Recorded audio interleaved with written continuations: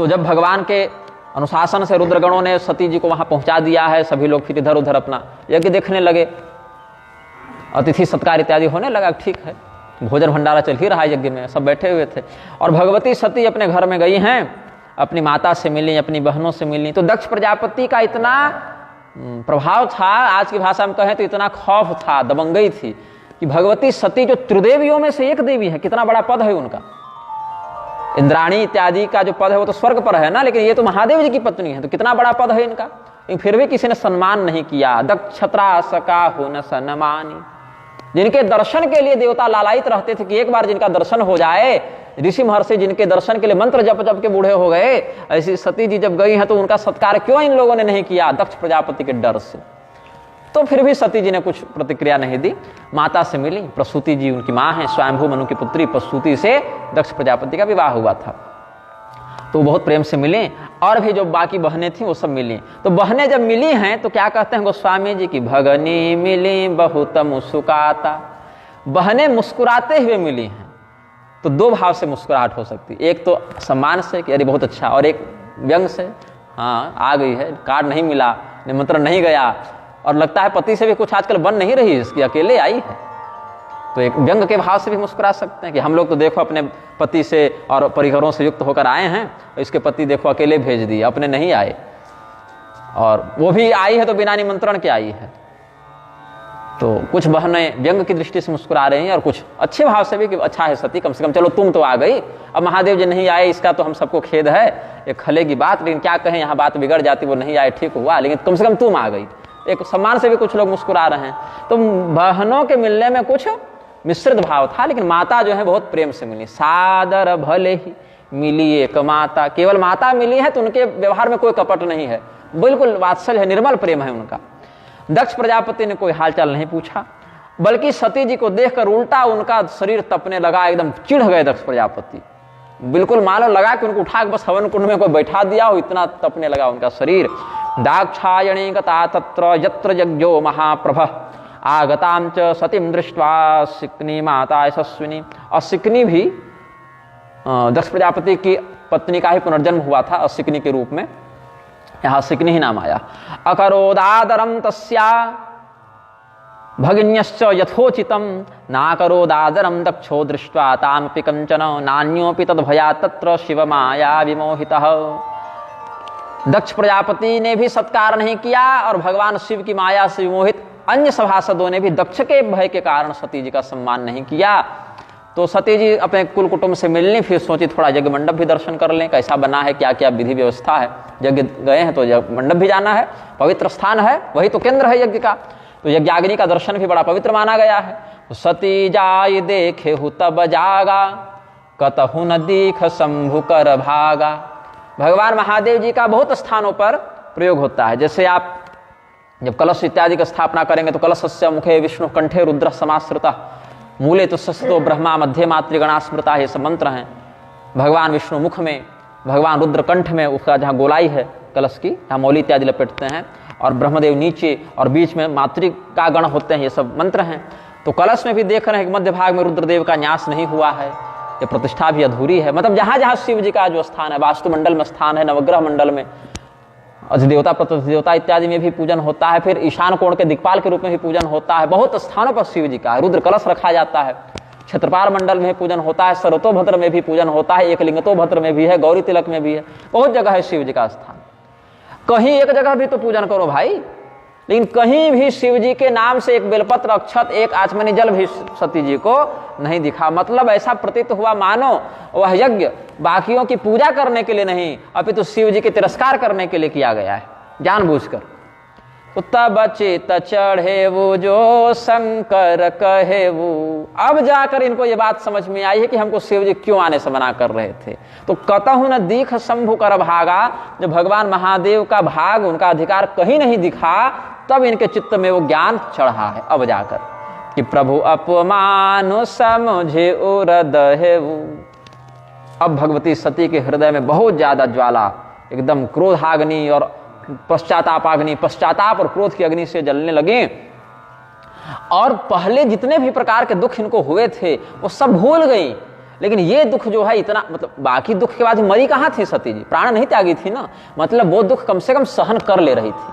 ठीक है बहुत कष्ट था लेकिन फिर भी झेल रही थी किसी प्रकार से, लेकिन ये तो झेला नहीं गया इनसे, यहाँ तो शरीर ही छूट गया। और शिव जी ने कहा भी था कि मरणाद, क्या कहते हैं, मरणाधिकम तथा, मरण से भी अधिक लगेगा तुमको वो कष्ट, यहाँ तो झेल भी ले रही हो कम से कम।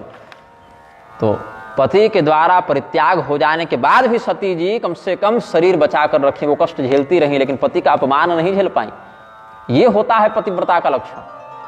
आज के जैसे नहीं कि डाइवोर्स देके एलुमिनी माधा लपेट लिए, ये पतिव्रता का नहीं, असाध्वी का लक्षण है, साध्वी का नहीं। भगवती का नाम क्या है, सती, साध्वी, भव प्रीता, भवानी, भव मोचनी, आर्या, दुर्गा, जया, चाद्या, त्रिनेत्रा, शूलधारिणी, ये सब ना भगवती का नाम है।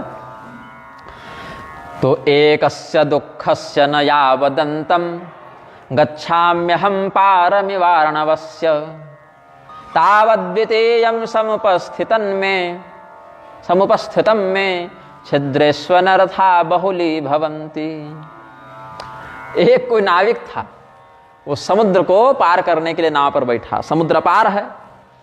अब समुद्र पर जब बैठा, नाव पर जब बैठा समुद्र पार जाने के लिए, तो बीच में क्या हुआ कि बहुत ज्यादा तूफान आने लगा, ऊंची ऊंची तरंगे उठने लगी। तो तरंगों की ऊंचाई से कुछ नाव में जल बाहर से आ गया। तो उसने क्या किया, पात्र को उठा के जल फेंकने लगा। तब तक इधर से क्या हुआ कि पात्र को जब वो उठाया तो पैर पर दबाव पड़ा, तो पैर जिस पटरे पर पड़ा उसका वो जो कील है वो उसकी कील निकल गई, पटरा ही धंस गया, तो पूरा इतना बड़ा गड्ढा हो गया नाव में। तो बोला कि जब संकट आता है तो बहुत प्रकार के अनर्थ एक साथ लेकर आता है। तो सती जी यही सोचती हैं कि पाछिल दुख न हृदय अस व्यापा जस यह भयउ महापरितापा। महान कष्ट, परिताप, प्रताप नहीं है यहाँ, परिताप है। ऐसा ताप जो चारों ओर से सती जी को जला रहा है। आग सेक रहे हैं तो अग्रे वहनि पृष्ठे भानो, धूप तापो तो पीठ की ओर से और आग सेको तो सामने से सेको। लेकिन सती जी का जो ताप है वो चारों ओर से है, अभितः परितः सर्वतः, इस प्रकार का उनका ताप है। तो यद्यपि जग दारुण दुख नाना सबते कठिन जाति अवमाना समुझि सो सति ही भयउ अति क्रोधा बहुविधि जननी किन्ह प्रबोधा। संसार में सब कष्ट आप झेल लीजिएगा, लेकिन जिससे सच्चा प्रेम करते हैं उसका अपमान कभी नहीं झेल पाइएगा। और स्वजाति का अपमान, स्वजन का अपमान सज्जन व्यक्ति नहीं झेल पाते। दुर्जन तो अपने ही भाई भाई को माथा काट दे रहा है। रावण क्या था, भाई ही था ना विभीषण जी का, बाली क्या था, भाई ही था ना, और एक भाई भरत जी भी थे, कुल कुटुंब परिवार की दृष्टि से भाई ही थे। और कौन से सगे भाई थे, ऐसे लोक व्यवहार से देखें तो सौतेले भाई थे, लेकिन उन्होंने जो व्यवहार किया सो सगा भाई नहीं कर पाएगा। आज नहीं, उस युग में भी नहीं कर पाते थे। भरत जी ने जो चरित्र दिखाया है, आज तो कलयुग है कह देंगे कि कलयुग में नहीं होता, लेकिन त्रेता युग में क्या सगा भाई वो काम कर लेता था जो भरत जी कर लिए? नहीं। तो भैया जिसको निभाना है ना, वो सौतेला होकर भी सगा से बढ़ के निभा दे और उसका चरित्र पवित्र हो जाएगा। और नहीं तो जिसको नहीं निभाना है ना, वो बाली जैसा सहोदर भी होगा तो पटक के पीट के और घर से निकाल देगा और पत्नी और राज्य भी छीन लेगा। तो जो सज्जन होता है वो स्वजन का तिरस्कार, स्वजन का अपमान नहीं सहन कर पाता है। तो सती जी के हृदय में बड़ा क्षोभ हुआ, बड़ा क्रोध भी है, कष्ट भी है, अपमान भी है, विविध प्रकार के मिश्रित भाव हैं। तो माता जी ने देखा कि सती बड़ी व्यथित है, तो बहुत समझाया है कि छोड़ो ना सती, उधर क्यों जा रही हो, तुम आई हो अच्छे से रहो, खाओ पियो, प्रसाद लो, फिर घर जाओ, उधर मत ध्यान दो। उनको सब लोग समझा समझा के थक गए हैं। दधीची मुनि समझाने आए थे कि देखो दक्ष, ये भगवान विष्णु का जो यजन कर रहे हो बृहस्पति सव नामक यज्ञ से, बारहस्पति यज्ञ से, और शिव जी का तिरस्कार कर रहे हो तो बहुत बड़े अनर्थ में पड़ जाओगे। शिव जी जब मारने आएंगे तो कोई बचाएगा नहीं तुमको। तो दक्ष प्रजापति कहते हैं कि तो विष्णु भगवान को हम बनाए हैं ना यज्ञ समिति का संरक्षक, तो बचाएंगे हमको। वही दक्ष प्रजापति कहे हैं, दक्ष प्रजापति को दधीची जी महाभागवत उपपुराण में कहे हैं। भगवान विष्णु का नाम दक्ष नहीं है ना जो शिव जी से लड़ने जाएंगे। तुम्हारे जैसा मूर्ख नहीं है वो कि भगवान नारायण भगवान महादेव से विरोध करेंगे। तो जिस समय वो बचाने आएंगे तो हम भी देखेंगे कैसे बचाने आते हैं तुमको, कितना बढ़िया संरक्षक हैं। तो दक्ष को बड़ा क्रोध हुआ और उन्होंने कहा इस अधम ब्राह्मण को हमारे राज दरबार से बाहर निकाल दो। तो अच्छी बात अगर आप किसी को कहिएगा, मार्गदर्शन दीजिएगा, और अगला व्यक्ति मार्गदर्शन का अधिकारी नहीं होगा तो क्या कहेगा, अपनी विद्वता हमको मत दिखाओ, ज्यादा पांडित्य मत दिखाओ, जो कह रहे हैं सो करो और नहीं तो निकलो। और ऐसा व्यक्ति कभी उद्धार को प्राप्त नहीं कर पाता है। कड़वी लगेगी बात, क्योंकि वो चिकित्सा है तो कही जा रही है, लेकिन उस कड़वेपन का आस्वादन औषध समझकर करना चाहिए। सोचना चाहिए कि ये व्यक्ति जो कह रहा है ये हमारा मित्र है कि शत्रु है। मित्र है तो कठोर क्यों कह रहा है, दुर्भावना से कह रहा है कि सद्भावना से, चिंता से कह रहा है। हमको कठोर वचन बोलने वाले लोग नहीं हैं, लेकिन हम सोचते तो हैं ना कम से कम कि भाई हित के लिए कह रहा है कि तिरस्कार के लिए कह रहा है। हित के लिए कह रहा है तो उसको स्वीकार करना चाहिए, और तिरस्कार के लिए कह रहा है तो उसका प्रतिकार करना चाहिए। तो वो एक बार सोचेगा तो व्यक्ति, लेकिन जब विनाश काल आता है, अवश्यम भाविता आती है, तो उतना भी नहीं सोचता है। धिग्जीवितम शास्त्र कलोज्झितास्य धिग्जीवितम चोधमवर्जितस्य धिग्जीवितम व्यर्थमनोरथस्य धिग्जीवितम ज्ञाति पराजितस्य। 4 व्यक्तियों के जीवन को शास्त्र ने धिक्कार है ऐसा कहा। क्या कहते हैं? शास्त्र की कलाओं में जो उलझ के रह गया उसको धिक्कार है। बताइए ये कैसा धिक्कार है? शास्त्र का तो अनुसरण करना चाहिए। तो तात्पर्य यह है कि शास्त्र तो बहुत से लोग पढ़ते हैं, लेकिन उनके वचनों को याद करने के बाद भी उसके सार को पकड़ के विरक्ति भाव को धारण करके उद्धार की ओर बढ़ नहीं पाते हैं। दयानंद सरस्वती शास्त्र नहीं पढ़े थे का? पढ़वे किए थे, तबे तो बवंडर खड़ा किए, लेकिन उनसे लाभ क्या हुआ? वर्णाश्रम का विमर्दन किए, अतिरेक किए, पाखंड का प्रवर्तन कर दिए। तो शास्त्र पढ़ लेना पर्याप्त नहीं होता कि पन्ना पलट लिए, श्लोक रट लिए तो उसका तात्पर्य भी हम समझ गए। तात्पर्य को समझकर ब्रह्म संसिद्धि करना ही शास्त्र की सफलता है। शास्त्र रावण ने नहीं पढ़ा था क्या? दुर्योधन नहीं पढ़ा था? शिशुपाल नहीं पढ़ा था? तो क्या लाभ हुआ उनके शास्त्र ज्ञान का? क्यों? क्योंकि शास्त्र के जो परम उपास्य हैं, शास्त्र के ज्ञान का जो परिणाम प्रकट होना चाहिए वो प्रकट नहीं हो रहा है। बीज तो धान का लगा रहे हैं, लेकिन उर्वर जलयुक्त भूमि में नहीं लगा रहे हैं। आप रेगिस्तान में छींट दे रहे हैं तो बीज जलेगा ही, नष्ट ही होगा। तो बीज का वह नाश करना हुआ, इसलिए धिक्कार कहा। जो केवल शास्त्र की कलाओं में उलझ के रह जाता है, उसके वास्तविक निर्णीत तत्व का चिंतन नहीं करता है। और यहां चाधम होना चाहिए ना, चोधम लिख दिए हैं। धिग्जीवितम चाधम वर्जितस्य। ऐसे व्यक्ति के जीवन को धिक्कार है जिसका बहिष्कार अधम व्यक्ति करते हो। अधम व्यक्ति भी जिसके साथ नहीं रहना चाहता, अधम व्यक्ति भी कहता है कि हम नहीं रहेंगे, इसको निकालो नहीं तो हम चले। ऐसे व्यक्ति के जीवन को धिक्कार है। अगर उत्तम व्यक्ति बहिष्कार करे तो अधम के साथ व्यक्ति रह जाता है कि हम उत्तम के साथ नहीं रह सकते, वहां से बहिष्कृत हो गए तो अधम लोगों के बीच में रहेंगे। लेकिन जिसका बहिष्कार अधम लोगों ने भी कर दिया उसको तो धिक्कार ही है फिर कि तुम कैसे अधम थे भाई कि अधम लोग भी तुम्हारे साथ नहीं रहना चाहते। और धिग्जीवितम व्यर्थ मनोरथस्य। जिसने अपने मन में कोई संकल्प किया हो और उसका सत्संकल्प पूर्ण न हो रहा हो उसको भी धिक्कार है। और अंत में क्या कहते हैं, जो बात यहाँ प्रभावी है कि धिग्जीवितम ज्ञाति पराजितस्य। अपने परिवार के द्वारा छल करके जिसको पराजित कर दिया गया हो उसको भी धिक्कार ही है, यदि वो प्रतिकार नहीं करता है, यदि वो संघर्ष नहीं करता है तो उसको भी धिक्कार है भाई, उसका भी जीवन व्यर्थ ही है। तो क्या कहते हैं भागवत का वचन देखिए, संभावितास्य स्वजनात् संभावितास्य स्वजनात् पराभवो यदा स सद्यो मरणाय कल्पते। प्रतिष्ठित व्यक्ति का, यदि सज्जन व्यक्ति का, सद्गुणी व्यक्ति का यदि घर परिवार वाले ही पराभव कर दें, तिरस्कार कर दें तो उसके लिए वह मरण तुल्य ही है।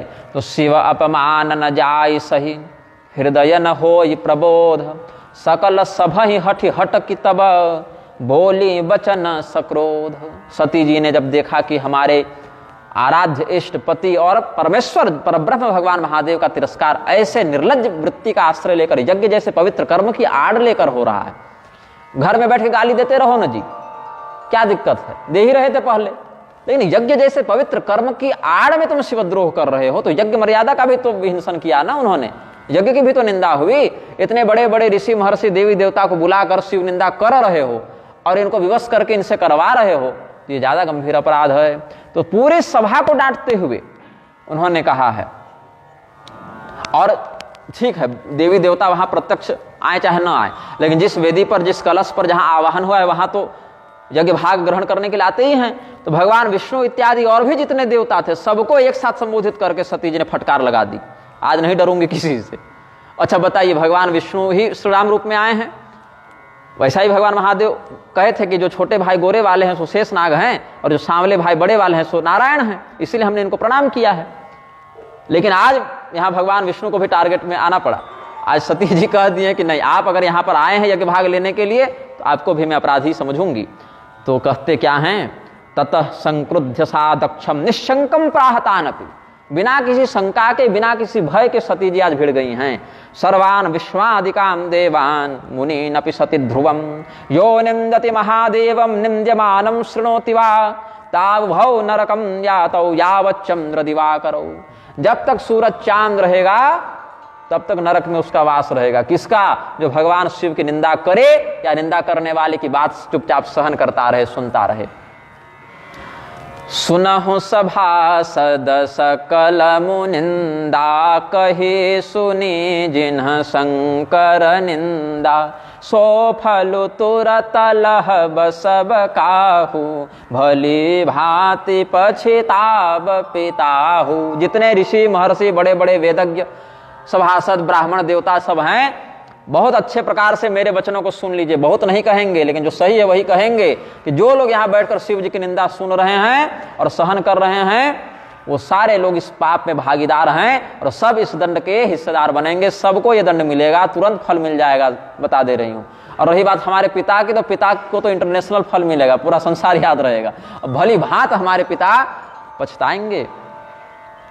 संत शंभु श्रीपति अपवादा सुनिय जहाँ तह असिमर जादा काटियता सुजी बहु बसाई। बहुत स्पष्ट कर दिए हैं, इसमें कोई संदेह नहीं। चाहे कोई पॉलिटिकल करेक्टनेस का नाम लेके कह दे कि नहीं नहीं गोस्वामी जी कुछ और कहना चाहते होंगे, बताइए। ढोल गवार शूद्र पशु नारी पर कितनी वकालत डिफेंसिव होके कहते हैं, रक्षात्मक होके। नहीं नहीं, ताड़ना कर शिक्षा देना है, नजर रखना है, क्योंकि वहां अगर पीटना अर्थ कर देंगे तो व्यतिक्रम लगेगा लोगों को। जबकि ताड़नाद मार्दवम यामती ये सब वचन है, आगे ऊपर करना आएगा तो बहुत स्पष्टता से उस पर बताएंगे उसका रहस्य क्या है। और मूर्ख हृदय न चेत के परिशिष्ट में पूरा हम लेख लिखे हैं, उस पर एक वक्तव्य भी जारी किए थे। तो यहाँ क्यों विवाद नहीं हो रहा है? काट यता सुजी बहु बसाई लिखे तो हैं क्योंकि वही शास्त्र की मर्यादा है भाई। गोस्वामी जी अपने मन से कोई कल्पना करके नहीं लिख रहे हैं ना कि उपन्यास लिख देवें और पाठक जो पढ़ना चाहता है उसके मनोरंजन के लिए लिख दें। जो कैसा वर्णन है शास्त्र में, जो जैसी शास्त्र मर्यादा है, यमराज जिस हिसाब से न्याय करेंगे वो धर्म के अनुसार करेंगे, धर्मराज हैं। तो जो जहां पर जो विधान है पुरस्कार का या दंड का, उसको दिया जाएगा। जो अच्छा कर्म शास्त्र में विहित है उसका अगर शास्त्र में जो विधान वर्णित है, जैसे अब आज ही एक विषय पर कह रहे थे, भविष्य पुराण का मत है भगवान विष्णु के चरण कमल, भगवान शिव का लिंग और भगवान ब्रह्मदेव का मस्तक, ये तीनों पूजनीय हैं। त्रिदेव का तीनों अंग, विष्णु जी का चरण, शिव जी का लिंग और ब्रह्मा जी का मस्तक। तो जब चरण और मस्तक की व्याख्या करते हैं तब तो चरण और मस्तक ही अर्थ लेते हैं, और शिवलिंग की व्याख्या में सब के सब तत्काल त्रिकालदर्शी एकदम तत्व विशारद हो जाते कि नहीं नहीं, लिंग का अर्थ जननेन्द्रिय थोड़े है, वहां तो चिन्ह है, तेज है, राशि है, बिंब है। तो वहां थोड़ा सा सुरक्षात्मक वर्णन करते हैं। क्यों करते हैं? ताकि विधर्मी लोग हम पर आरोप न लगाएं, हमको लिंग की पूजा करता है, जननेन्द्रिय की पूजा करता है, ऐसा आरोपण न करें। लेकिन यही विधर्मी लोग जब स्त्रियों का जनेऊ कराने जाते हैं और हम लोग शास्त्र मर्यादा से मना करें कि स्त्री का ईगो पवित्र नहीं होता, तो कहेंगे कि जिस स्त्री के शरीर से पैदा हुए उसी की निंदा करते हो। बताओ, तो स्त्री के शरीर से अकेले पैदा थोड़े हुए थे भाई। छोड़ दूं? चलिए ठीक है। तो भगवान महादेव के भी शास्त्रीय रहस्यों को जो जिस प्रकार से वर्णित है उस प्रकार से ही गोस्वामी जी ने वर्णित किया है। और उन रहस्यों को जब लिखा जाता है तो यथावत लिखा जाता है, यही ग्रंथकार का कर्तव्य होता है। हाँ, ग्रंथकार ये अवश्य है कि कुछ बातों की उपेक्षा करने का निर्णय ले सकते हैं। जैसे कुमार कार्तिकेय के प्रसंग में गोस्वामी जी ने स्पष्ट कर दिया कि हम भगवान महादेव और भगवती पार्वती को अपने माता पिता रूप में देखते हैं, तो उनके श्रृंगार का हम वर्णन नहीं करेंगे, बस इतना बता दिया कि विवाह हुआ और कार्तिकेय का जन्म हुआ। लेकिन वेदव्यास जी जब लिख रहे थे तो उन्होंने उस भाव से नहीं लिखा, उन्होंने आर्ष दृष्टि का प्रयोग करके जो यथावत वर्णन है सो लिख दिया। तो ये ग्रंथकार का इतना स्वातंत्र्य होता है कि वो किस बात को सार में लिखे और किस बात को विस्तार में लिखे, लेकिन अनृत भाषण करके नहीं लिख सकता है, अनर्थ व्याख्यान करके नहीं लिख सकता है। तो काटियता सुजी भजु बसाई श्रवण मोदिनत चलिय पराई, कि जहां पर संतों की निंदा हो रही हो, जहां पर भगवान महादेव की निंदा हो रही हो, जहां भगवान विष्णु की निंदा हो रही हो, और अगर वो निंदा आपके कानों में पड़ जाए तो मर्यादा यही कहती है कि उस निंदक की जीभ काट लो। और अगर ऐसा सामर्थ्य नहीं है तो कम से कम कान बंद करके चले जाओ, ये तो कर ही सकते हो। और सामर्थ्यवान हो, ऐसा पराक्रम है तो काट लो जीभ। लेकिन अब उल्टा हो गया है, जीभ काटने का सामर्थ्य है नहीं और उठकर चले जाएंगे तो क्या सोचेंगे, सामाजिक संबंध बिगड़ जाएगा। यही सामाजिक संबंध बनाने के चक्कर में लोग वहां भी बैठे हुए थे कि दक्ष प्रजापति हैं, अध्यक्ष हैं, बड़े नेता हैं, कैसे इनका विरोध कर लें। तो इसीलिए ये सब अनर्थ हो रहा था। जगदात महेश पुरारी, जगत जनक सबके हितकारी, पिता मंदमति निंदत तेहि, दक्ष शुक्र संभव यह देहि, तजि हम तुरत देहते ही हेतु, उरधरि चंद्र मौलि वृष केतु, अस कहि जोग अगणित नुजारा, भयउ सकल मख हाहाकारा। यस्य लोके प्रियो नास्ति, यहाँ अवग्रह लगा है, तो यस्य लोके अप्रियो नास्ति ये अन्वय करेंगे। प्रियश्चैव परात्मनः, चाहे प्रियश्च परमात्मनः, तस्मिन् न वैरे सर्वेस्मिन्, त्वां विना क प्रतीपकः। भगवान महादेव अवैर हैं, उनका किसी से कोई वैर नहीं है और उनका कोई प्रिय भी नहीं है, कोई अप्रिय भी नहीं है। अपना पराया ये भेद जो है वो राग और द्वेष के कारण अनुभव होता है कि हमारा अपना है तो राग है उसमें और मेरा पराया है तो कुछ द्वेष है उससे। और ये राग और द्वेष क्यों होते हैं? सुखानुसयी राग, दुखानुसयी द्वेष। सुख और दुख के अनुभव के कारण राग और द्वेष व्याप्त करते हैं। जहाँ सुख की अनुभूति होती है वहाँ राग का, और जहाँ दुख की अनुभूति होती है वहाँ द्वेष का। लेकिन भगवान महादेव सुख दुख से परे हैं, तो राग द्वेष से परे हैं, तो अपने पराये से भी परे हैं। तो जो भगवान महादेव राग द्वेष से परे हैं, जिन परमात्मा का कोई प्रिय और अप्रिय नहीं है, जो निर्वैर हैं, अवैर हैं, उन भगवान महादेव के प्रति आपके अलावा कोई ऐसा व्यक्ति नहीं है पिताजी जो वैर कर सके। एक आप ही ऐसे मूर्ख हैं, मंदमती हैं कि उनकी निंदा करते हैं। किम बहुक्तेन वचसा दुष्टस्त्वं सर्वथा कुहि, तदुद्भवेन देहेन।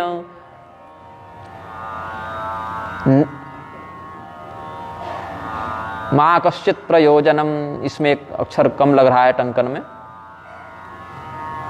नमाम कश्चित प्रयोजनम, नमे कश्चित प्रयोजनम, ऐसा कुछ होना चाहिए कि और मैं अधिक क्या कहूं, आप मूर्ख हैं और आप दुष्ट हैं, इतना ही कहा सती जी ने।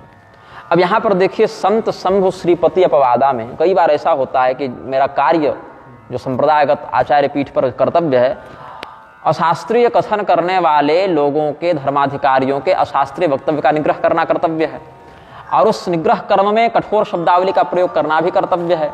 वांगमात्रेणापि नार्चयेत, इस स्मृति मर्यादा के अनुसार बैलाल वक्वृत्ति नाम वांगमात्रेणापि नार्चयेत, कि जो व्यक्ति धर्माधिकारी का वेश बनाकर अशास्त्रीय कथन करे उसका वाणी मात्र से भी सत्कार समुचित नहीं है, ये शास्त्र मर्यादा है। तो कई बार मुझे जब कठोर शब्दावलियों का प्रयोग करके शास्त्र प्रामाणिक रक्षा करने के लिए वक्तव्य निर्गत करना पड़ता है, तो लोग कहते तुम संत निंदा करते हो, संत निंदक हो। लेकिन यहाँ यह चिंतनीय है कि उक्त कृत्य में, उक्त वक्तव्य में जो शास्त्र मर्यादा का स्पष्ट विहिंसन कर रहा हो, ऐसे स्थिति में क्या उक्त वक्तव्य के निर्गत करता वक्ता में संतत्व विद्यमान है कि नहीं है? क्योंकि वेश मात्र से तो संतत्व का परिलक्षण हो नहीं सकता। क्योंकि वेश मात्र से संतत्व का परिलक्षण हो सकता था तो जितने भी नास्तिक मतावलंबी गण शास्त्रार्थ करने आते थे वो भी संत वेश में ही आते थे। कौन सा फुल पैंट शर्ट पहन के बंदूक लेके आते थे? वो सब भी तो इसी प्रकार से धोती इत्यादि पहन के ही आते थे या अन्य वेश में ही आते थे। तो भगवती सती ने अपने पिता को, पिता भी गुरु तुल्य हैं, माता पिता भी गुरु हैं, और वो भी दक्ष प्रजापति हैं, लेकिन उनको भी दुष्ट ही कहा, दुर्बुद्धि ही कहा, क्योंकि वहां पर उनका पक्ष बिल्कुल अशास्त्रीय था। और यह कहते हैं कि तुम्हारे माध्यम से ये जो शरीर उत्पन्न हुआ है, दक्ष वीर्य से जिस शरीर का प्राकट्य हुआ है, उसका हम परित्याग कर देंगे। अपने हृदय में भगवान महादेव का ध्यान करते हुए हम इस शरीर का परित्याग कर देंगे। भगवान शिव की निंदा में दक्ष प्रजापति ने कहा है कि अरे वह श्मशान में रहता है, भूत प्रेत के साथ रहता है, वो कब से देवता हो गया, वो तो भूत प्रेत पिशाच राट, भूत प्रेत पिशाचों का राजा है, हम सभ्यों के समाज में रहने योग्य नहीं है। तो उसमें एक बड़ा सुंदर भाव है, थोड़ा श्लोक में विस्मृत कर रहा हूं। उसमें शिवाख्यम शिवम न विदुष्टदन्ये ब्रह्मादवस्तम किर्य जटाश्मशाने तन्माल्य भस्म निकपाल्य सत्पिशाचर्ये मूर्धभिर्दशत चरणार्वसृष्टम, ऐसे करके एक श्लोक है। कोवा शिवाख्य कम्वा शिवाख्यम शिवम न विदुष्टदन्ये, ऐसे एक श्लोक थोड़ा याद आ रहा है हमको, भागवत महापुराण का है कि क्या अच्छा है और क्या बुरा है ये केवल आप ही जानते हैं, क्या पवित्र है और क्या अपवित्र है ये केवल आप ही जानते हैं। आपके पिता ब्रह्मदेव नहीं जानते हैं कि क्या अच्छा है और क्या बुरा है, जिन भगवान महादेव का बारंबार तिरस्कार कर रहे हैं कि अरे वो नंगे रहता है, तो राख लपेटता है, तो सांप लपेटता है, तो श्मशान में रहता है, अपवित्र है, इसीलिए नहीं बुलाए, इस प्रकार से आप जिन महादेव की निंदा में वचन कह रहे हैं, वही भगवान महादेव के चरणों में जो फूल है ना, उसको भगवान शिव का प्रसाद है ऐसा जानकर ब्रह्मा जी अपने माथा पर रखते हैं। तो क्या पवित्र है और क्या पवित्र है उनको नहीं पता है, आप ही एक बड़े धर्मज्ञ हुए हैं। तो अतस्तवोत्पन्नमिदं कलेवरम न धारयिष्येषित कंठगर्हिण, भगवान महादेव की गर्हणा करने वाले, निंदा करने वाले आप दक्ष प्रजापति के माध्यम से उत्पन्न इस शरीर का हम धारण अब नहीं करेंगे, परित्याग कर देंगे। जगधस्य मोहाद्धि विशुद्धिमं धसो जुगुप्सितस्योद्धरणं प्रचक्षते, शिव पुराण में भी कहते हैं हतकलमशतदेह प्रापतच्च तदग्निना भस्मसाद भवत् सद्यो मुनिश्रेष्ठ तदिच्छया तत्पश्यतां चखे भूमौ नादो भूत सुमहास्तदा हाहेति स्वद्भुतश्चित्रं सुरादीनां भयावह। पीतांबर पहनकर, पीले रंग का वस्त्र धारण करके और मौन होकर, उत्तर दिशा में हिमालय पर्वत था तो उत्तर दिशा की ओर मुख करके वहीं भगवान महादेव थे, तो उधर ही मुख करके नेत्र बंद करके समाधि में भगवती सती ने अपने शरीर में ही योगाग्नि के माध्यम से एक अग्नि को उत्पन्न किया और भस्म कर दिया। तो भस्म से राख नहीं बनाया है, केवल शरीर का उत्सर्ग कर दिया, गौर वर्ण से कृष्ण वर्ण हो गई, दग्ध हो गया शरीर। बाद में उस शरीर को उठाकर शिव जी ने विलाप किया है, फिर चक्र से भगवान नारायण ने काटा है, तो शक्तिपीठ अलग अलग जगह बने हैं, ये भी बात है। तो राख तो नहीं हुआ था, बस जैसे जहर इत्यादि से या विष इत्यादि से सर्प काटने पर ये सब या काला पड़ जाता है, शरीर नीला पड़ जाता है, वैसे ही दग्ध हो गया शरीर और प्राण शरीर से निकल गए, सती जी ने छोड़ दिया अपना। और वदत्येवं जने सत्या दृष्ट्वा सत्यागम अद्भुतम, ये अद्भुत देह त्याग जब लोगों ने देखा तो दक्षम तत्पार्षदाहं तो मुदतिष्ठन् युधाः। भगवान महादेव के जो 60,000 गण गए थे, वो सब लोग अपने अपने शस्त्र उठा लिए कि अब संहार कर देना है। दक्ष प्रजापति के कुचक्र के कारण मैया सती ने अपने शरीर का परित्याग कर दिया। सती मरन सुनि शंभुगण लगे करन मख खीस, यज्ञ विधंस बिलोक भृगु रक्षा किन्हि मुनीस। वहां पर भृगु मुनि जो थे उन्होंने रक्षा की है यज्ञ की, इस यज्ञ की रक्षा करो, यही संकल्प है उनका। ऋभु नाम के देवताओं को बुलाया, वो ऋभु नाम के देवता चंद्रलोक से आए, अध्वर्यु के पद पर थे दक्ष प्रजापति के यहाँ ये भृगु जी। तो तेषामापततं वेगम निशाम्य भगवान भृगु यज्ञघ्नेन यजुषा दक्षिणाग्नौ जुहावः, अध्वर्युणा हूयमाने देवा उत्पेतुरोजसा, ऋभवो नाम तपसा सोमं प्राप्ता सहस्रशः, तैर्ललाता युधैः सर्वे प्रमथाः सह गुह्यकाः, हन्यमाना दिशो भेजो रुषद्भिर्ब्रह्म तेजसा। ऋभु नाम के देवता चंद्रलोक से आए और वही हवन कुंड से जलती हुई लकड़ियां निकाल कर रुद्रगणों को मारने पीटने लगे, भगा दिया।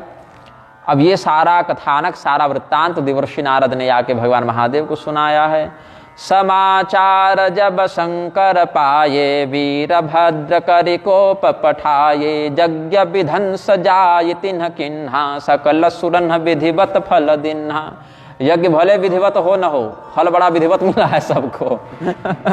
तो दक्ष प्रजापति ने जो कुकर्म किया और उस कुकर्म का जिन्होंने समर्थन किया प्रत्यक्ष या अप्रत्यक्ष रूप से, सब उस दंड में भागीदार बन गए। तं किं करोमीति गृणं तमाह, बद्धांजलिं भगवान भूतनाथ, दक्ष सयज्ञं जहि मद्भटानां, त्वमग्रणे रुद्रभटान शको में।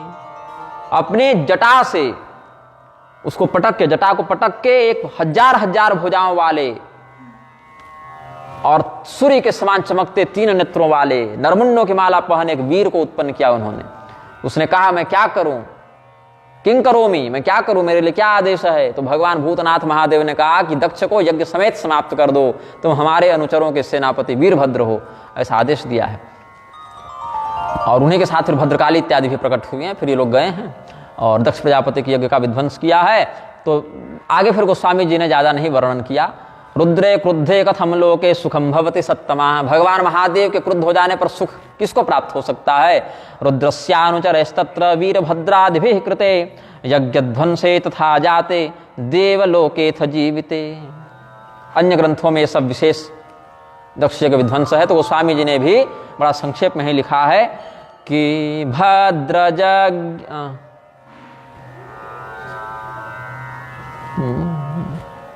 यहाँ भद्र लिख दिए हैं, यहाँ भई होगा ना, भई जग वेदे तदक्ष गति सोई जैसे कछु शंभु विमुख कै होई। जिस प्रकार से शिवद्रोही की गति होनी चाहिए वैसे ही दक्ष की भी हुई।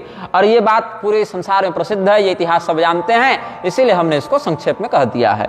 यह इतिहास सकल जग जानी ताते मैं संक्षेप बखानी। और यहाँ पर यह इतिहास सकल जग जाना और ताते में संक्षेप बखाना ऐसे लिखे, तो यहाँ बखानी है, यहाँ बखाना है। अब भगवान नारायण से, भगवान विष्णु से यही वरदान मांगा है सती जी ने कि जन्म जन्म शिव पद अनुरागा। हम चाहे जिस भी अवस्था में जहाँ भी जन्म लें, हमें भगवान शिव के चरणों में प्रेम हो, ऐसा सती जी ने मांगा है। यस्मिन् जनः प्राण वियोग काले क्षणं समावेश्य मनः विशुद्धं निर्हृत्य कर्माशयमासु याति परां गतिं ब्रह्ममयोर्कवर्णः।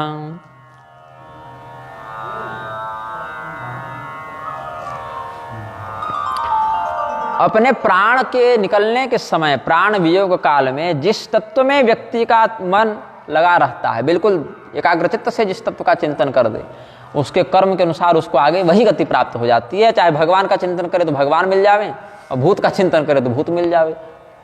जिस प्रकार से वह चिंतन करता है तात्कालिक गति वही हो जाती है। यंग यंग वापि स्मरण भावम त्यजत्तम ते कलेवरम तंग तमे वैते कौन्तेय सदा तद्भाव भावितः। यही बात गीता में भी भगवान ने कही है।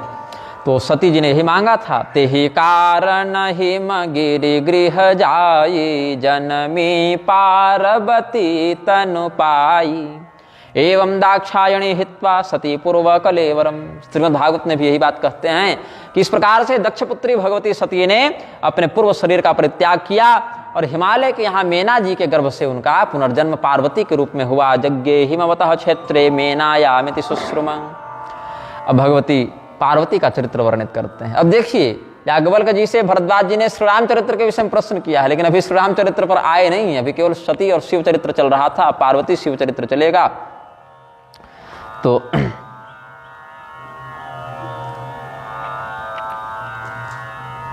जब ते उमा शैल गृह जाए सकल सिद्धि संपत्ति तह छाई जहाँ तह मुनिन्ह सुआश्रम कीन्हे उचित बास हिम भूधर दीन है। जब से भगवती उमा का, भगवती पार्वती का प्राकट्य हिमालय के यहाँ हुआ। अच्छा, उनका नाम पार्वती था, पर्वतराज हिमालय की पुत्री होने से पार्वती नाम था। अभी उमा नाम पड़ा नहीं था, लेकिन उमा शब्द से उन्हीं का लक्षण होता है, इसलिए ऐसा कह दिया गया। तो उमा कब नाम पड़ा है?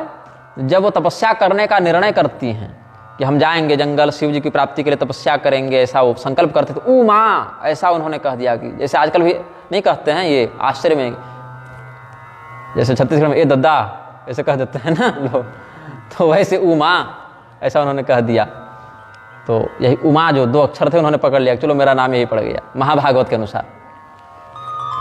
तो ऋषि महर्षियों को पता चला कि साक्षात जगदम्बिका ने वहाँ प्राकट्य लिया है।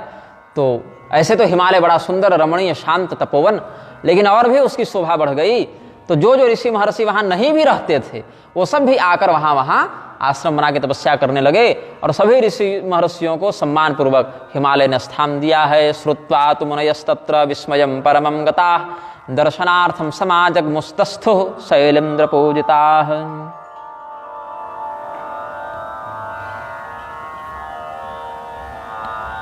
तो क्या क्या वहाँ परिवर्तन हुआ? सदा सुमन फल सहित सब द्रुम नव नाना जाति प्रगटे सुंदर शैल पर मन आकर बहुभाति। ऐसा नहीं है कि हिमालय में जंगल नहीं थे या फलदार वृक्ष नहीं थे, लेकिन क्या है, फलदार वृक्ष अपनी ऋतु के अनुसार ही फल देंगे, जिस समय जिसका मौसम आएगा। लेकिन पार्वती जी के जन्म से वहाँ पर सालों भर वो फल देने लगे। वो फूल फल सब सदैव जब इच्छा हो तो उपलब्ध हो जाए, मतलब ऋतु की प्रतीक्षा नहीं करनी पड़ती थी। और जो कुछ वनस्पति इत्यादि समुद्र तट के थे जो हिमालय में नहीं होते हैं, वो सब भी वहाँ उत्पन्न हो गए उस समय भगवती की सेवा करने के लिए। और बहुत से मणियों की खान प्रकट हो गई। वृक्षाश्च सफलास्तत्र तृणानि विविधानि च पुष्पाणि च विचित्राणि तत्रासन् ऋषिसत्तमा नद्यः प्रसन्न सलिला हृदा जलरुह श्रियः द्विजालिकुल सन्नादस्तवका वनराजयः। भागवत में भी इस प्रकार से शोभा इत्यादि वर्णित है हिमालय की। और शिव पुराण में कहते हैं सिंहा गावस्तथान्ये च रागादिद्वेष संयुताः तन्महिं नैवते तत्र नावधंत परस्परम नवाधंत परस्परम नाबाधंत आबाधंत, इस प्रकार से अन्वय करेंगे। तो जितनी भी नदियां थी उनका जल और भी निर्मल हो गया, और भी पवित्र हो गया, और भी मधुर शीतल हो गया। जितने भी हिरण थे, मृग थे, खग थे, भौरे थे, सब वहाँ गुंजार करने लगे, रमणीय हो गया। और भी जैसे हाथी और सिंह में प्राकृतिक वैर है, सिंह में हिरण में प्राकृतिक वैर है, तो ये सब जो प्राकृतिक शत्रु थे एक दूसरे के, वो सब भी अपनी शत्रुता का परित्याग करके एक दूसरे के साथ प्रेम पूर्वक सौहार्द पूर्वक रहने लगे। तो सोह शैल गिरिजा गृह आये जिम जनु राम भगति के पाये नित नूतन मंगल गृह तासु ब्रह्मादिक गावहि जस जासु। ब्रह्मा जी इत्यादि जो बड़े बड़े देवता हैं वो भी हिमालय के सौभाग्य की सराहना करने लगे कि तुमने बहुत बड़ा कोई पुण्य किया होगा जो साक्षात भगवती का तुम्हारे यहाँ प्राकट्य हुआ है। समहेन्द्र हरि ब्रह्म वायु वह्नि पुरोगमा पुष्पवृष्टिम प्रमुचस्तस्मिस्तु हिमभूधरे। ब्रह्मा जी, विष्णु भगवान, वायुदेव, अग्निदेव, इंद्रदेव, ये सब बड़े बड़े देवी देवता हिमालय के ऊपर फूलों की बारिश करते थे कि हिमालय तुम कितने पवित्र हो, कितने सौभाग्यशाली हो, तुम्हारे यहाँ भगवती पार्वती का जन्म हुआ है। रोज नित्य नवीन उत्सव मनाए जाते थे। तब तक देवर्षि नारद उधर घूमते फिरते पहुंचे हैं। अवगम्यार्थमखिलम तत् आमंत्र नारद शक्रम जगाम भगवान हिमशैल निन्वेशनम। देवराजेंद्र के पास बैठे हुए थे उस समय देवर्षि नारद, जब ये सब घटना घटित हो रही थी, तो इंद्र से सलाह लेके शक्रम जगाम भगवान, फिर वहाँ पर इंद्र इत्यादि के साथ संयोग करके फिर हिमालय के पास गए हैं। नारद समाचार जब पाए कौतुक ही गिर गे सिधाए। अनायास बिना परिश्रम के ही स्वेच्छा से देवर्षि नारद पहुँचे हैं। और वहाँ पहुँचकर क्या हुआ? निवेदिते स्वयं है में हिम शैलेन विस्तृते महासने मुनिवरो निशसादा तुरद्युति यथाहम चार्घ्यपाद्यम च शैलस्तस्मै न्यवेदयत्। शैलराज बड़ आदर कीन्हा पद पखारे बर आसनु दीन्हा। नारी सहित मुनि पद सिरु नावा चरण सलिल सबु भवनु सिचावा। निज सौभाग्य बहुत गिरि बरना सुता में बोली मेले मुनि चरना।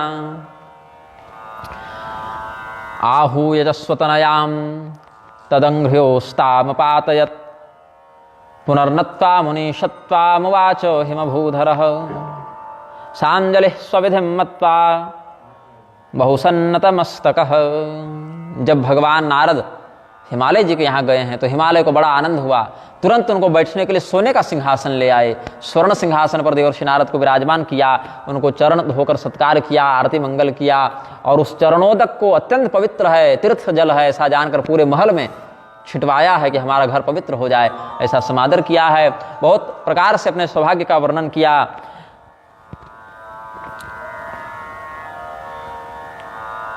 सद्विप्रपादोदक कर्दमानि सवेद शास्त्र ध्वनि गर्जितानि स्वाहा स्वधाकार सबंदितानि समन्वितानि वैकुंठ तुल्यानि गृहानि तानि।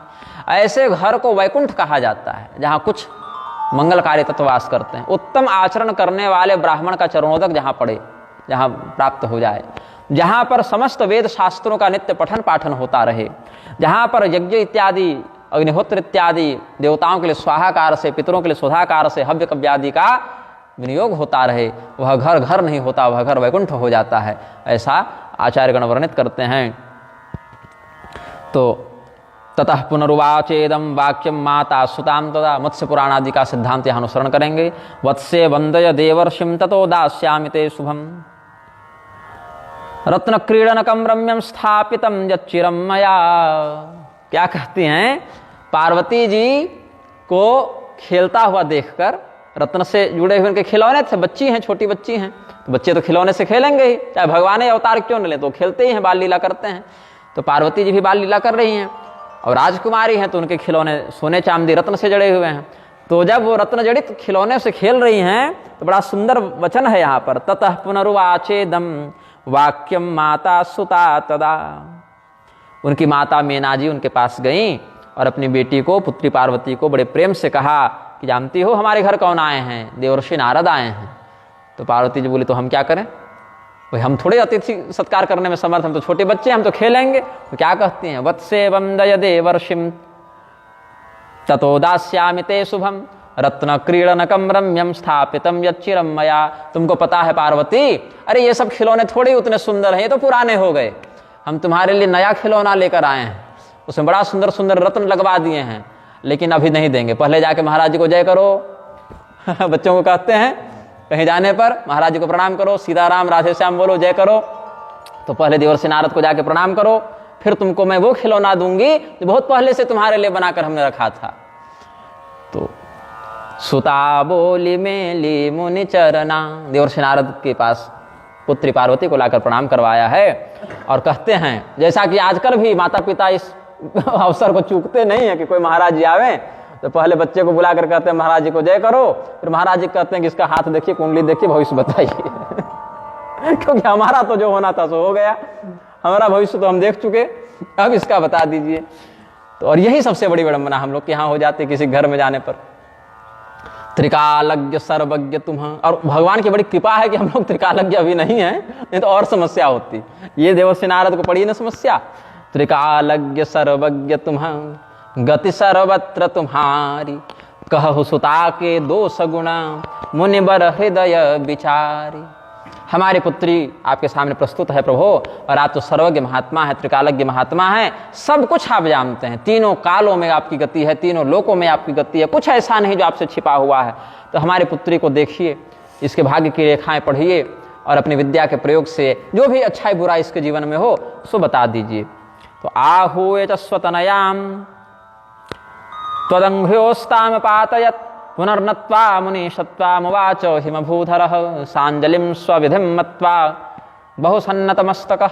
इसके बाद का प्रकरण, हे मुने नारदज्ञानिन् ब्रह्मपुत्र वर प्रभो सर्वज्ञस्त्वं सकरुणः परोपकरणे रतः। दूसरे के उपकार करने में आप तो लगे ही रहते हैं महाराज जी, तो थोड़ा हमारा भी उपकार कर दो कि मत्सुता जातकं ब्रूहि गुणदोष समुद्भवम्। तो क्या कहते हैं, कह मुनि बिहसे गूढ़ मृदु बानी, सुता तुम्हारे सकल गुण खानी, सुंदर सहज सुशील सयानी, नाम उमा अंबिका भवानी। कि हे पर्वतराज हिमालय, तुम इनके विषय में हमसे क्या पूछते हो, बड़ा रहस्यपूर्ण वचन कहा है कि तुम्हारी पुत्री का नाम भवानी है। भवानी किसको कहते हैं, जो भव की शक्ति हो, भव भगवान महादेव का नाम है, तो महादेव जी की शक्ति हैं ये, मतलब ये पूर्व काल की सती हैं जो यहाँ पार्वती रूप में आई हैं और बाद में शिव जी से ही इनका संयोग होगा, यही विधान है। इनका नाम उमा होगा। उमा कब नाम पड़ा, जब तपस्या करने जा रही थी, तो अर्थात ये तपस्या करने भी जाएंगे। और अंबिका सबकी माता हैं ये, भले तुम्हारी पुत्री रूप में आ गई हैं लेकिन हैं ये जगन माता, ऐसा कह दिया। सुंदर हैं ही, विनम्र हैं ही, सुशील हैं ही, और सयानी बहुत समझदार भी हैं। बचपन में ही इनकी बुद्धि बहुत चतुर है, बहुत निपुण है, शास्त्र सम्मत है। एषा ते तनया मेने सुधांशोरिव वर्धिता, आद्या कला शैलराज सर्वलक्षणशालिनी। ये आद्या शक्ति जगदम्बिका सभी उत्तम लक्षणों से युक्त हैं। तो क्या मैं इनकी बड़ाई करूं, सर्वलक्षणशालिनी को मैं एक एक लक्षण क्या बताऊं, तो इतना ही कह दिया, सबलक्षण संपन्न कुमारी, होय संतत पियहि पियारी, सदा अचल एहि कर अहिवाता, एहि तेजसु पैहि पितु माता। तुम्हारी पुत्री तो हर प्रकार के सद्गुणों से युक्त है, अपने पति की बड़ी प्यारी होंगी, बड़ी लाडली होंगी, इनके पति इनसे बहुत प्रेम करेंगे। तो माता जी तो खुश हो गई, चलो वाह, हमारी पुत्री का जीवन तो बन गया। क्योंकि हर माता की इच्छा होती है कि उसके दामाद उसकी बेटी से बहुत प्रेम करें। अब ये तो अच्छी माता की इच्छा होती है, लेकिन बहुत सारी माताएं यहीं से कोचिंग देते रहती हैं कि देखो ऐसा कहना, ऐसा करना, यहीं से सारा गुरुकुल पढ़ाते रहती हैं, घर फोड़ देती हैं।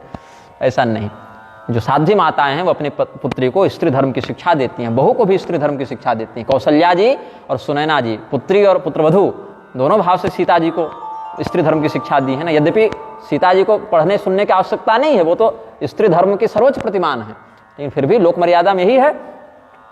इनका सौभाग्य सदैव अचल रहेगा। काहे भाई? तो इनके पति जो हैं वो मरने वाली पार्टी नहीं है, मारने वाली पार्टी है। संहार करने का विभाग है ना शिव जी का। तो इन सदा अचल एहि कर अहिवाता, इनका सौभाग्य जो है ये सदैव बना रहेगा, कभी खंडित नहीं होगा। और केवल ससुराल नहीं, मायके का भी बड़ा सुंदर मंगल अभिवर्धन होगा। इनके चरित्र में इतनी पवित्रता होगी कि आप लोगों का भी बड़ा नाम होगा कि हम पार्वती के माता पिता हैं, ऐसा आपका भी यश बढ़ेगा। हो यह पूज्य सकल जग माही, एहि सेवत कछु दुर्लभ नाही, एहि कर नाम सुमेर संसारा, तिय चढ़ी है पति व्रत सिधारा। पातिव्रत्य का पालन करना बड़ा कठिन है, लगता है कि बिल्कुल तलवार पर चलने के समान है, लेकिन इतने कठोर व्रत का भी स्त्रियां पालन कर लेंगी अगर वो इनकी शरण में रहें, इनके चरित्र और उपदेश का अनुसरण करें, इनकी आराधना करें, इनकी पूजा करें, तो पार्वती जी की कृपा से उनका भी सौभाग्य अविचल होता है, उनका भी पातिव्रत दृढ़ रहता है। इसीलिए भगवती पार्वती जी की अर्चना सीता जी ने भी अपने विवाह से पहले की, रुक्मिणी जी ने भी की, और आज भी सौभाग्यवती स्त्रियों को या सौभाग्याकांक्षिणी स्त्रियों को पार्वती जी का सेवन, उनका पूजन वंदन करना चाहिए। स्वपते सुखदात्यंतम पित्रो कीर्ति विवर्धनी, महासाध्वी च सर्वासु महानंद करी सदा। सबों को आनंदित करने वाली, पातिव्रत्य के सर्वोच्च शिखर पर, महानता के शिखर पर स्थित ये आपकी पुत्री अपने पिता को भी, माता को भी आनंद और कीर्ति से युक्त करने वाली होंगी, और अपने पति को भी आनंद और कीर्ति से युक्त करने वाली होंगी। और कह दिया कि शैल सुलक्षण सुता तुम्हारी, सुनहु जे अब अवगुण दुई चारी, सुलक्षणानि सर्वाणि तत्सुताया करे गिरे, एका विलक्षणा रेखा तत्फलम शृणु तत्वतः। इस शब्द पर ध्यान दीजिएगा। तुम्हारी पुत्री के जो हस्तरेखा में हम बात देख पा रहे हैं तो हर प्रकार के सुंदर लक्षणों से युक्त है, कोई कमी नहीं है, लेकिन इसमें एक ऐसी रेखा दिख रही है जो बाकियों के हाथ में नहीं होती, और इसका बड़ा विचित्र फलादेश है, ये भी सुन लो। लेकिन जब सुनना तो ध्यान रखना कि तत्फलम शृणु तत्वतः, उस फलादेश के पीछे जो तात्विक रहस्य है उस पर भी चिंतन करना। तो क्या कहते हैं? अगुण अमान मातु पितुहीना, उदासीन सब संशय छीना, जोगी जटिल अकाम मना, नगन अमंगल बेख, अस स्वामी एहि कह मिलही, परिहस्त असिरेख। इसके हाथ में जो पति वाली रेखा है वो थोड़ी विलक्षण है, विचित्र है। क्या कहते हैं उसमें? अगुण, गुण रहित होंगे, अमान, मान रहित होंगे, माता पिता से रहित होंगे, मान शून्य होंगे, उदासीन होंगे, घर परिवार से माने मतलब नहीं होगा, और योगी होंगे, बड़ी बड़ी जटाएं होंगी, नग्न रहेंगे, अमंगल वेश वाले होंगे। अब यही इसके पति होंगे, ऐसे लक्षण वाले, ऐसी हस्तरेखा कहती। अब सारा जो प्रसन्न भाव था मीना और हिमालय का, सो तुरंत अवसाद में परिवर्तित हो गया। अरे पहले तो बड़ा सुंदर कहे कि अपने पति को बड़ा आनंद देने वाली होगी, पतिव्रता होगी, पति भी इनसे बड़ा प्रेम करेंगे, और इधर कहते हैं उदासीन सब संशय छीना। तो शिव निंदा का पाप नहीं लगा नारद मुनि को? नहीं लगा, क्योंकि तत्वतः, तत्व दृष्टि से बात कर रहे हैं ना। तो क्या है? ऐसे अगुण, गुणहीन हैं, और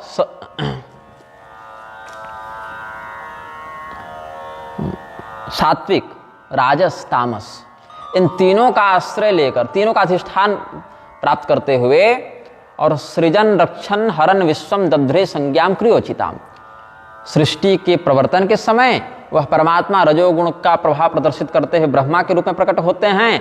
वही परमात्मा इस सृष्टि की रक्षा करने के समय सत्व गुण के प्रभाव को प्रकाशित करते हुए विष्णु रूप में प्रकट होते हैं, और वही परमात्मा सृष्टि के संहार रूप की क्रिया को करने के लिए तमोगुण के प्रभाव को दिखाते हुए शिव रूप में प्रकट होते हैं। यही रहस्य भगवान नारायण ने श्रीमद् भागवत में दक्ष प्रजापति को बताया है। जब शिव जी फिर प्रसन्न होकर सब ठीक ठाक कर देते हैं तो यज्ञ नारायण भगवान प्रकट होते हैं। 8 भुजाओं वाले वहां नारायण चतुर्भुज ने अष्टभुज वाले रूप में प्रकट हुए हैं भगवान वहां पर, और यही रहस्य बताते हैं कि हम जो 3 दिख रहे हैं ना बालक, 3 हैं नहीं, काम 3 है, विभाग 3 है, इसीलिए हम लोग 3 दिखते हैं। बाकी प्रणवाक्षर के मध्य ये तीनों एक का ये भी है। तो सृजन रक्षण हरण विश्वम दध्रे संज्ञाम क्रियोचिताम, जैसी क्रिया है वैसा रूप है, वैसी संज्ञा है वैसा गुण है। लेकिन इसके अतिरिक्त भी परमात्मा का जो निर्गुण रूप है वह भी ध्येय है। मतलब ऐसा नहीं है कि ब्रह्मा जी और विष्णु भगवान और शिव जी इन तीनों गुणों के प्रभाव को दिखाते हैं तो इनसे बंध गए, अपितु इनका गुणातीत भी रूप है जो निर्गुण रूप है, अगुण रूप है।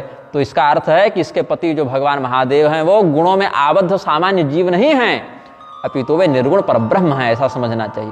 परमात्मा जो निर्गुण है वह भी जब सगुण होते हैं तो गुणों के प्रभाव को प्रकट करते हैं, इसीलिए सगुण कहलाते हैं। इसका अर्थ यह नहीं कि गुणों के द्वारा उनको विवश कर दिया गया है, ऐसा नहीं है, अपितु गुणों के प्रभाव को क्रिया में प्रकट करते हैं, मात्र इतनी बात है, इसलिए सगुण कहते हैं। तो ये निर्गुण ब्रह्म है। फिर अमान है। अमान का अर्थ क्या हुआ? जिसका कोई मान नहीं। तो मान क्या? सम्मान वाला मान नहीं, मान परिमाण वाला मान, कि यहां से यहां तक हैं, ऐसा नहीं। अमान मतलब जिसका अमित मान है, जिसकी कोई सीमा नहीं, अनंत ब्रह्म जो हैं वह यहाँ अमान कहलाएंगे। लोक दृष्टि से यहाँ नए समास भी लग सकता है, मान रहित अर्थ भी लग सकता है, लेकिन पहले कह दिए हैं तत्फलं शृणु तत्वतः, इसलिए यहाँ लोक व्याकरण निरुक्त का आश्रय न लेकर तत्व निरुक्त का आश्रय लेना पड़ेगा।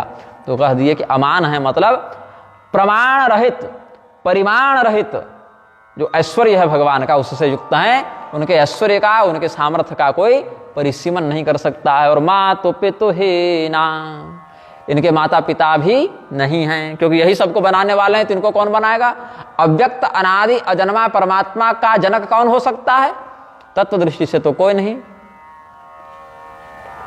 सर्व कारण कारण भगवान महादेव कैसे हैं? जितने भी संसार के उत्पत्ति कारक प्रजापति इत्यादि हैं, अन्य देवी देवता, उनके भी ये उत्पत्ति कारक स्वयं हैं। इसीलिए भगवान महादेव कैसे हैं? निर्गुणश्च महादेव सर्व कारण कारण।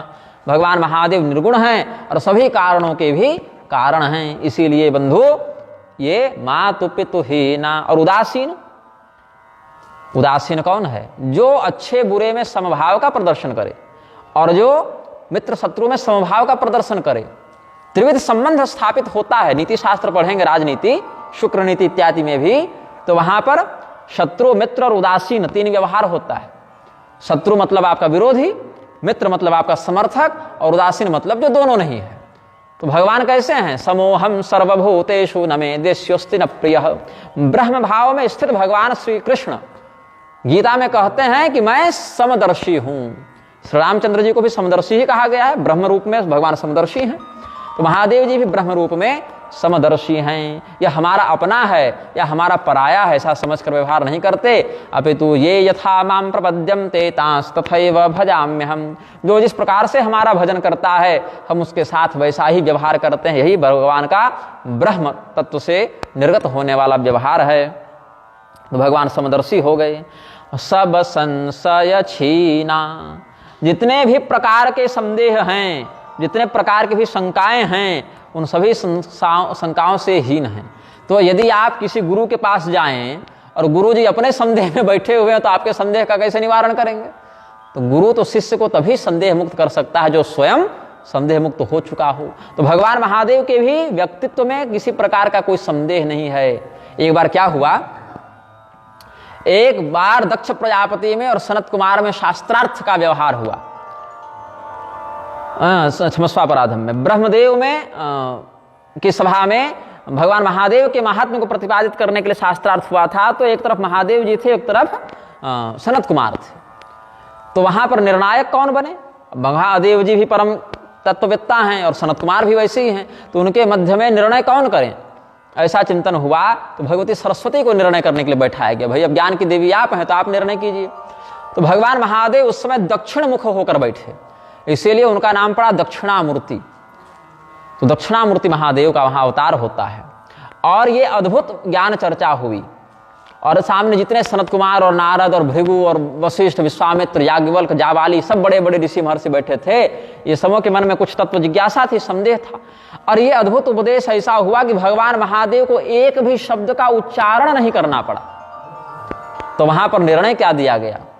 चित्रम वटतरोर्मूले वृद्धा शिष्या गुरुर्युवा गुरोस्तु मौनम व्याख्यानम शिष्यास्तु छिन्न संशया। भगवान महादेव जब दक्षिणामूर्ति रूप में बैठे हैं तो बड़ा सुंदर बालक बन के बैठे हैं, मतलब बहुत एक नव किशोरावस्था में बैठे हैं। और जितने ऋषि महर्षि बैठे हैं वो सब बड़े बड़े बूढ़े बूढ़े सब एकदम वृद्ध बैठे हैं। तो क्या निर्णय हुआ वहां पर कि ये अद्भुत बरगद का वृक्ष है और उसके नीचे भगवान दक्षिणामूर्ति बैठे हैं, महादेव जी दक्षिणामूर्ति रूप में। और चेला जो है वो बूढ़ा है और गुरु जवान है। और इस उपदेश में विलक्षण बात क्या है कि गुरोस्तु मौनम व्याख्यानम शिष्यास्तु छिन्न संशया। गुरु को एक शब्द का उच्चारण नहीं करना पड़ा। गुरु की कृपामयी दृष्टि में इतना प्रभाव है कि शिष्य पर जब वो करुणामय दृष्टि कर दिए, उस दृष्टि मात्र से शिष्य के संदेह चले गए और उनके हृदय में ज्ञान का प्रकाश आलोकित हो गया। ये भगवान महादेव तो जो स्वयं सब संशय छीना होंगे वही तो दूसरे का संशय छीनेंगे ना, निवारण करेंगे ना। ये भगवान महादेव के स्तुति में निर्णय दिया गया। तो वही भगवान दक्षिणामूर्ति की परंपरा आज भी ज्ञान मार्ग में बड़ी उत्तम है। भगवान शंकराचार्य जी उनको गुरु रूप में प्रणाम किए हैं। विश्वम दर्पण दृश्यमान नगरे तुल्यम निजांतर्गतम पश्यन्नात्मनि मायया बहिर्वोद्भूतम यथा निद्रया।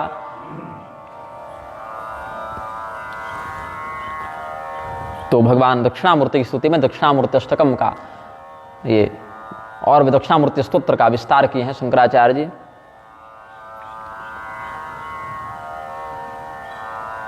अब आगे योगी, योग साधन करने वाले, समत्तम योग उच्यते, जो हर प्राणी में समदर्शन का व्यवहार करे, समदृष्टि रखे, वह योगी हैं। जटिल जटा धारण करते हैं, ऐसी दिव्य जटाएं हैं जिनमें समस्त संसार को कल्याण प्रदान करने वाली भगवती गंगा विराजित हैं, आह्लादक चंद्रमा विराजित हैं। ऐसी भगवान महादेव जटाजूट से युक्त हैं। अकाम मन, भगवान महादेव के मन में किसी प्रकार की कोई कामना नहीं है कि हमको ये मिल जाए वो मिल जाए। भगवान अकाम है, पूर्ण काम है, उनकी कोई कामना अपूर्ण नहीं है। ऐसे नगन है। योगी नग्नो गुणों कामी माता पितृ विवर्जितः अमानो शिववेशश्च पतिरस्याह किलदृशः। यही शिव पुराण में कहे हैं देवर्षि नारद शिव जी के वर्णन में। दूल्हा बता रहे हैं ना कैसा होगा, तो अगुवाई कर रहे हैं दूल्हा की, तो ऐसा ही दूल्हा होगा। अब आमतौर पर क्या होता है कि जब कन्या पक्ष और वर पक्ष के अगुवा मिलते हैं तो कन्या के गुणों को बढ़ा के और अवगुणों को कुछ कम करके बताते हैं, और वर पक्ष वाले भी ऐसे ही दूल्हे के गुणों को बढ़ा के और अवगुणों को कुछ छिपा के बताते हैं। यहाँ गुण तो छोड़िए, केवल अवगुणे बताते जा रहे हैं तभी से। तो सुनहु जे अब अवगुण दुईचारी, तो यथार्थ कथन कह दिया, क्योंकि त्रिकालज्ञ सर्वज्ञ तुम, तो सर्वज्ञ व्यक्ति झूठ काहे बोलने जाए। तो कैसे हैं? अमंगल वेश हैं, नग्न रहते हैं। तो भगवान महादेव से एक बार प्रश्न किया ऋषियों ने कि आप नग्न क्यों रहते हैं? बोले हम नग्न कहाँ हैं। सीधे पलट गए भगवान महादेव, पलट गए अपनी बात से कि नहीं हम नग्न नहीं हैं। तो महाराज ये जो रूप, बोले ये तो विलासी लोगों को नग्न दिखता है, नग्न तो संसार है, वस्त्र तो हम नहीं पहन रखे हैं। जैसे पूरे संसार को अगर बाउंड्री मारनी हो तो मार पाएंगे क्या आप? मार देंगे? कैसे मारेंगे? अपने खड़ा होइए और चारों ओर बाउंड्री मार दीजिए। तो उस बाउंड्री के बाहर का जितना संसार रहा उसी के अंदर आ गया ना। विपरीत दृष्टि अगर रखेंगे तो पूरे संसार को बाउंड्री से करके स्वयं बाहर हो जाएं, चाहे स्वयं को बाउंड्री के अंदर करके संसार को बाहर कर दें, तो पूरे संसार में आप चार दीवारी ठोक दिए। भगवान शिव ने कहा कि हम नंगे नहीं हैं, संसार नंगा है, इसीलिए हमको नंगा दिखता है। ब्रह्मांड पुराण में रहस्य बताया, जो वैदिक मर्यादा का अनुसरण करता है वही वस्त्र युक्त है, और हम वस्त्र युक्त हैं, वेद रूपी वस्त्रों से हम विभूषित हैं। और वैदिक मर्यादा का जो पालन नहीं करता, ऐसा संसार चाहे कपास और रेशम के वस्त्र धारण कर ले लेकिन नंगा ही रहेगा। भगवान महादेव ये तत्व निरूपण करते हैं। दिगंबर, दिशाएं ही हमारे वस्त्र हैं। भगवान महादेव बोले जब हम अनंत हैं तो फिर वस्त्र हमको शरीर के ऊपर न लपेटना पड़ेगा, शरीर का पहले पता करो ना कि हम कितना है, उसके बाद वस्त्र लपेटेंगे उसके ऊपर। शरीर तुम पता कर नहीं पा रहे हो। इसीलिए शिवलिंग का परिमाण प्राप्त करने जब ब्रह्मदेव विष्णुदेव गए हैं तो कहाँ प्राप्त कर पाए। बोले ठीक है कपड़ा पहन लेंगे, पहले तुम बताओ तो किस साइज का कपड़ा पहनना है, पर साइज तो पता करो तुम। तो भगवान महादेव नग्न रहते पर भी नग्न नहीं हैं तत्व दृष्टि से, वस्तुतः वही वस्त्र युक्त हैं। और अमंगल वेश, बाहर से देखने पर रुंड मुंड माला पहने हुए सर्पादि के अलंकार से अलंकृत, तो ये सब जो बाहर से दृष्टिगोचर होता है, अमंगल्यम शीलम तब भवतु नाम एवं अखिलम तथापि स्मर्तॄणाम वरद परमम मंगलमसि। और ऐसे मंगलकारी परमात्मा जब ज्ञान का उपदेश करते हैं तो बड़े बड़े आचार्य भी कहते हैं कि तस्मै श्री गुरु मूर्तये नम इदम श्री दक्षिणामूर्तये। तो इस प्रकार से गोस्वामी जी के कथनों में हम भगवान शिव के यशोगान तक पहुँचे हैं, जो देवर्षि नारद कन्या और कन्या के माता पिता और उनकी सखी सहेलियों को बता रहे हैं। अब इस प्रसंग को यहाँ पूर्ण करते हैं, कल आगे के प्रसंगों पर चिंतन प्रस्तुत करेंगे। प्रेम से बोलिए आनंद कंद भगवान की जय। भगवान नाम संकीर्तन करें। सीताराम सीताराम सीताराम सीताराम सीताराम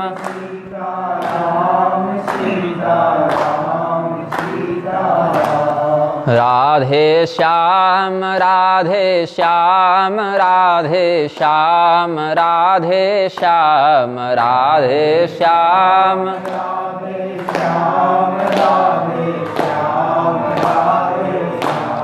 सीताराम सीताराम सीताराम सीताराम सीताराम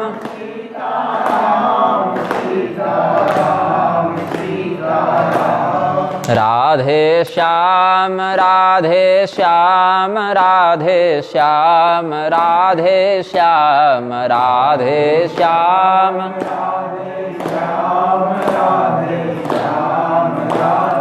प्रेम से बोलिए आनंद कंद भगवान की जय। श्री सीतारामचंद्र भगवान की, श्री उमापति महादेव की, श्री हनुमान जी महाराज की, श्री गोस्वामी तुलसीदास जी महाराज की जय।